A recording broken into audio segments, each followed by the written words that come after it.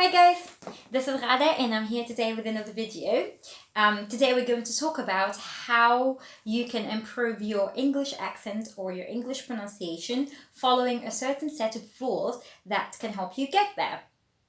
That being said, these are a set of very simple rules that you can follow, and just keep in mind that people make these mistakes very often, so if you do make them, don't be offended. Just try practicing the correct way of saying them, and maybe record yourself and just try listening to how you used to pronounce it before and how you pronounce it following the rules I gave you. And once you do that, your mind would just learn to autocorrect itself, so once found in everyday situations or in a school environment or a work environment that you would need to subconsciously use them, you would be able to do that without just trying to stop and remember the rules word by word. Alright, that being said, let's go to the first rule, which is the rule of the G. The rule of the G. Now, the rule of the G is that the G is never pronounced. Ever, ever, ever. In any ing verb, any ing sound, the G is not pronounced. So we do not say good morning, and we do not say sleeping, and we do not say eating, drinking, teaching, writing, reading, ever, ever, ever. Just try to remember this. It is not pronounced. It is pronounced as an ink. It's close to an ink sound, but we do not pronounce. We do not pronounce the K, so we'd say ing, ing. Good morning, drinking, sleeping, eating, writing, reading. Got it? The G is not pronounced. Even in words that do have double ing sounds, like singing, it's not pronounced singing. It is pronounced singing, singing, enging. It's very nasal, so it can be uncomfortable sometimes, but in the middle of the sentence, it sounds better not to pronounce it either ways. So just make sure you do not pronounce it in, like it's not in the front of the mouth, so you do not say good morning or eaten. It's eng, eng. Just remember that. It's good morning. Just try to imagine yourself going into a situation where you go into the classroom and you're greeting people. So you'd say, good morning, everyone. Or you're going to the boardroom and saying, good morning. How embarrassing would that be? It's just, it's very noticeable for people who do know how English sounds like. So just try to pronounce it that way if you are interested in fixing your accent. But if you do have a different accent, like a German English accent or an Italian English accent or a French English accent, and you're comfortable with it and you're proud and you like how the flavor and the tone of the other languages affect your English accent, that's fine as well, and you should be proud and you should like the way you pronounce your words as well. But if you do like to change it and to work on it, then these rules would help you out on doing so. Now, that being said, we finished the rule of the G. Now, the rule of the R.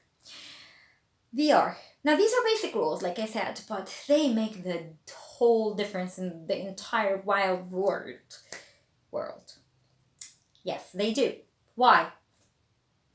Because when you pronounce the R sound, R, if you are an Arabic speaker and you pronounce it R, then your words would sound like really, that's right, round, road, room.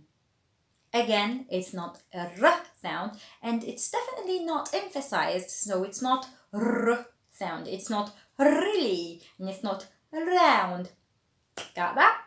It is a rounded sound, so it sounds like a W or a W sound with an R embedded into it. So you would say really, round, room, red, road. Okay? Rounded sound. Now, that's the R in the beginning. The R in the middle is a bit tricky because When it is a double R, like in the word marriage, it is pronounced as a rounded sound. But sometimes when it has a vowel before it, the vowel just becomes longer and the R disappears. For example, you do not say word or third or first or worst or bird. Did they say bird? Yeah, anywho. So like I said, the R is not pronounced, and the vowel just becomes longer. So you'd say word, third, first, heard, bird, and the R just disappears. Even in the word morning, we don't say morning, we say morning. Good morning. The R just disappears. That's the R in the middle. Now, the R in the end. If it's an ER, if your word ends with ER or AR or AR, I said AR, or OR, it is pronounced as an A sound. So we don't say doctor or teacher or engineer or water or butter or better or matter. Unless you're American and you're saying water, then it's probably correct. But if you pronounce an RP English, you do not say that. It's pronounced as an ah sound, so you'd say doctor, teacher, engineer, water, matter, better, and butter. Clear? So it is an ah sound. Water. Can I have some water, please? Clear? Now, that's the ER in the end. Now, some words do not have ER, AR, or OR, but they do have two vowels before it. So that would make your word sound as in two vowel sounds because the R is not pronounced again. So, for example, instead of saying chair, hair, here, there, car, beer, bear, war, you would say chair. So here you have two sounds, the air and the s. So air, hair, there. And in the words car and bar, you have an ah sound that just becomes longer, as in the word wall, wall.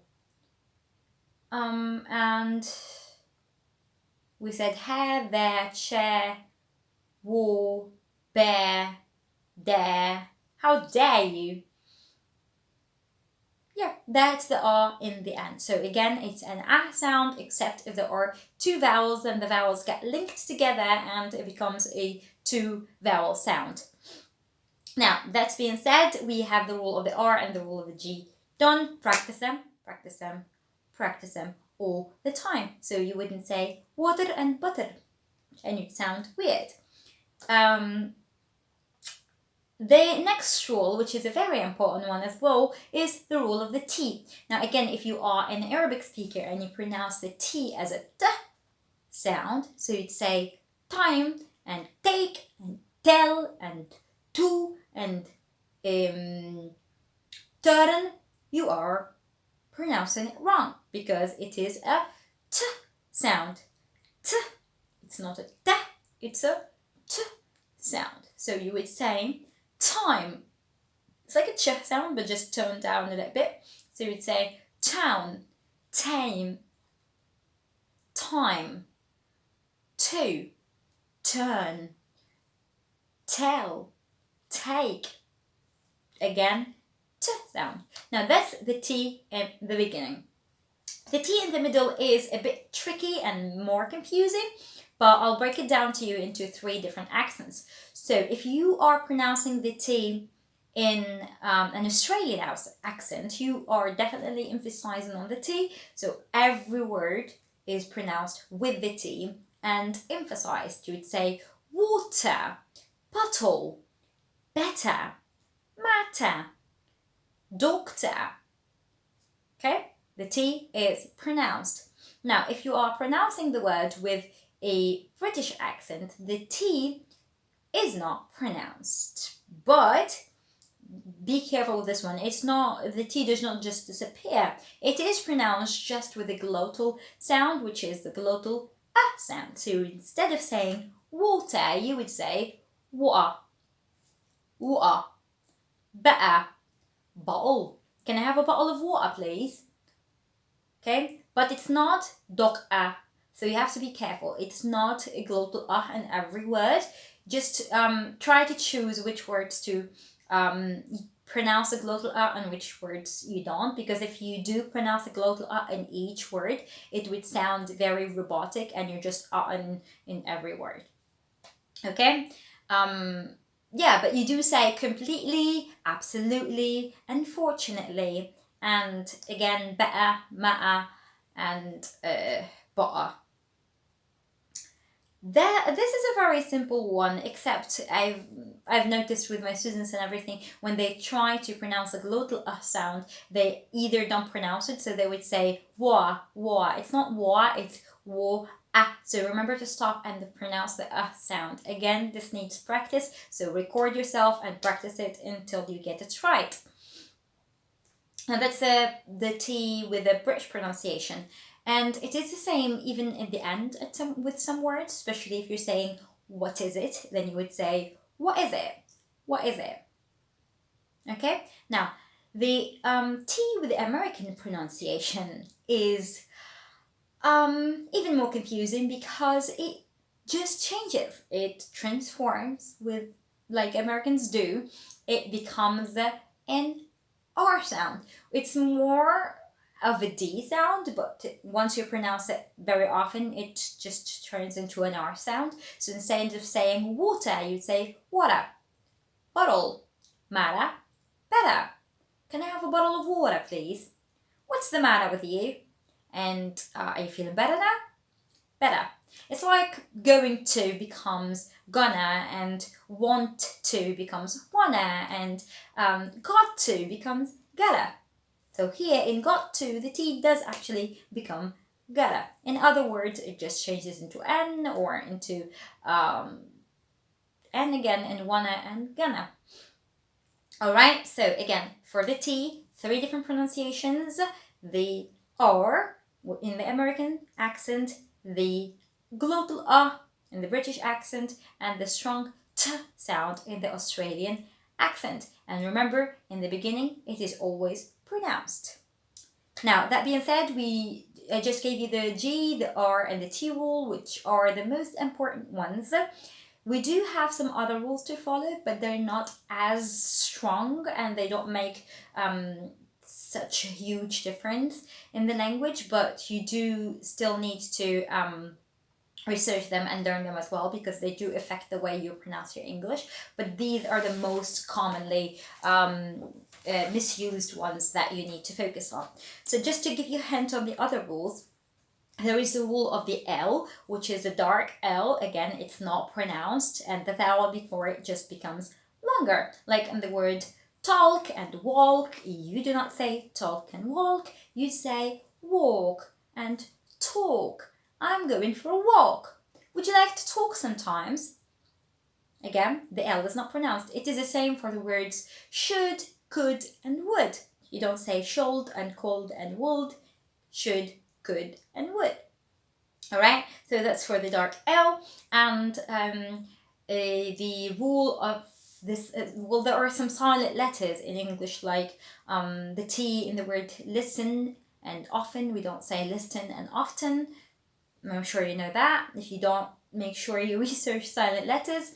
And in the words know and knife, we don't say know and knife because the K is silent. So know and knife, there are so many other silent letters, but they're very specific for each word. Like because in English, the exception sometimes just outlaws the rules. Because you'd find a rule and then you'd find plenty of other exceptions that just defeats the purpose of having a rule. So you have to learn each word separately. Now, that being said, there is one more rule I'd like to focus on, which is the way you pronounce your H sound. Now, I know this is very slight and the difference is not that huge, but gosh, sometimes it makes you cringe to hear it pronounced in the wrong way, because when it's repetitive and it is as strong, it just gives the English speaker just a weird way and a weird aura of how they pronounce their English, and it's just not native, and it's yeah, just fix it.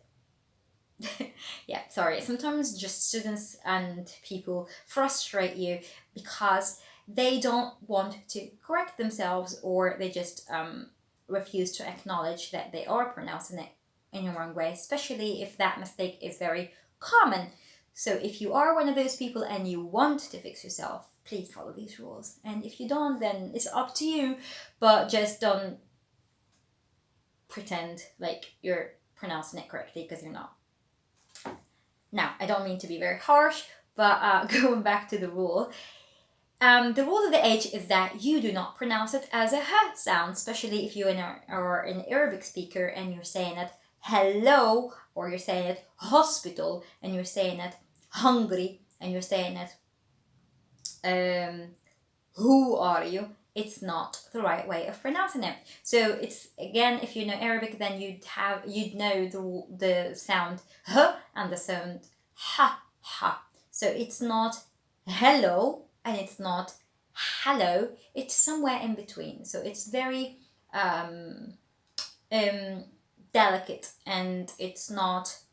It sounds more elegant and much more easier to pronounce. So you'd say hello, hello. It's between the h and the ha sound. Hello, hospital. I'm very happy today. How are you? To emphasize this, there is one word that people often mispronounce it, and it basically has all of the rules that I just listed, and it is the Harry Potter word. So if you're pronouncing it Harry Potter, you are pronouncing it wrong. It's not h, it's ha.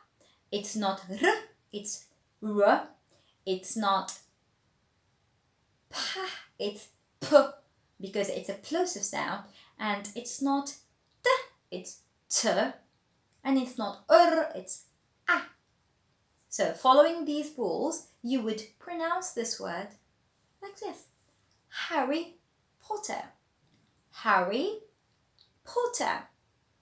So if you want to practice all of these rules in one word, then just try to pronounce this word repetitively, reminding yourself of all the rules we just stated and how to pronounce each one. So again, it's Harry Potter. Harry Potter. H instead of h. R instead of r. P instead of p. And t instead of t. And instead of So instead of saying Harry Potter, you would say Harry Potter. Harry Potter. Alright, that being said, we conclude all the rules for today's lesson. If you are interested in listening to more videos of tips on how to improve your accent, leave a comment down below, hit the like button and subscribe to the channel. And if you did record yourself practicing the rules, please comment them down below so people could listen to them and maybe get inspired, and also so I could see how you are improving your accent and what's the difference between the two. It could be a little bit of fun for all of us, and also it's a good way of learning something new and just having fun with the language. Again, thank you guys for watching. If you have ideas for tips that you want to hear about the English language and how to improve it, then leave a comment down below, or just text me on private, or email. You'll find my email down below as well. And that wraps it all. Thank you guys for watching, and remember, if there is a will, we make a way. I'll see you guys next time. Stay tuned. Bye.